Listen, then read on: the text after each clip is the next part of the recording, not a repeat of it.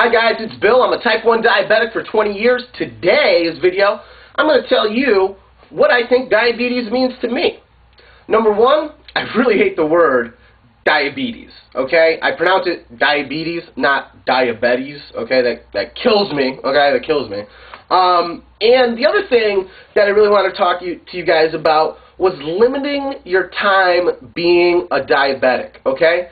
Right now I'm making a video, so obviously I'm thinking about diabetes and I'm thinking about, me being a diabetic. But once I shut this video off, I'm back to my normal self. And the only way that I can do that is if my blood sugars stay in a good range, okay? If my blood sugars are between, I want to say 100 and 150, I don't feel any different, okay?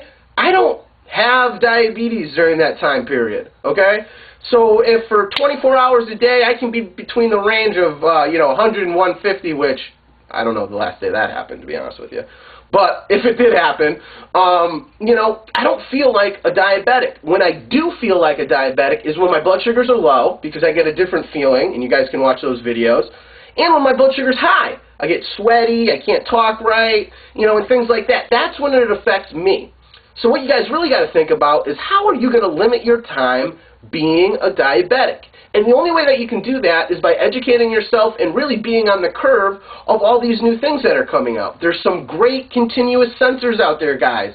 You can get a blood sugar reading every 5 minutes, every minute if you want, okay? And it can show you whether you're going up, your blood sugar's going up, or they're going down, okay? There's new insulins out on the market, fellas, okay?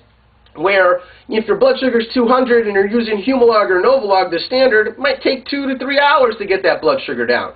There's new insulins out there, guys, that can make it come down in half the time. Why wouldn't you try that?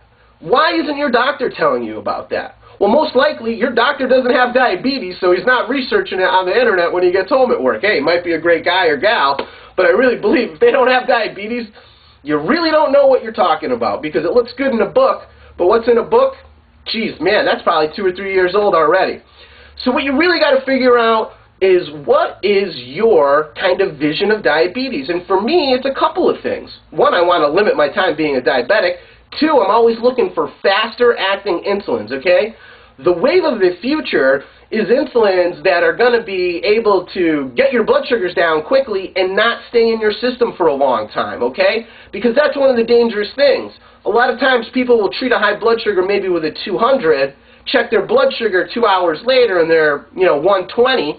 They go out to play basketball and they get low because their blood sugar was still dropping. The insulin is still in your system for about 4 hours if you're using fast-acting insulins, Humalog or Novolog, okay? And most doctor recommendations are for you to test 2 hours afterwards. You really should be checking 4 hours afterwards because that's when that complete bolus or amount of insulin gets through your system, okay?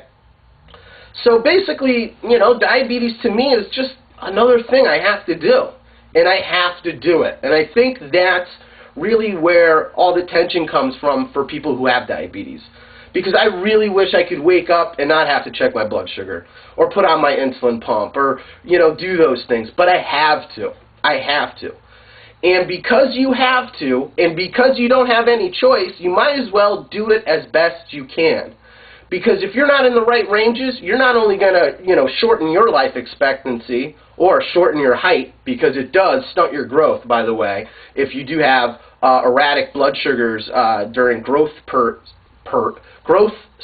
stages, it does have effects on that, okay? So that's why it's important to be in those good ranges, and that's really the goal. Is it, is that goal impossible? For some, yes. For me, it's difficult to be in this range. It really is. If I want to live a normal life, it's hard to do that. But I do it the best I can, and the way that I can do that, for me, is using an insulin pump because it gives me that freedom to do so. If I just want a little bit of insulin right now, I can just click a button or two and things like that.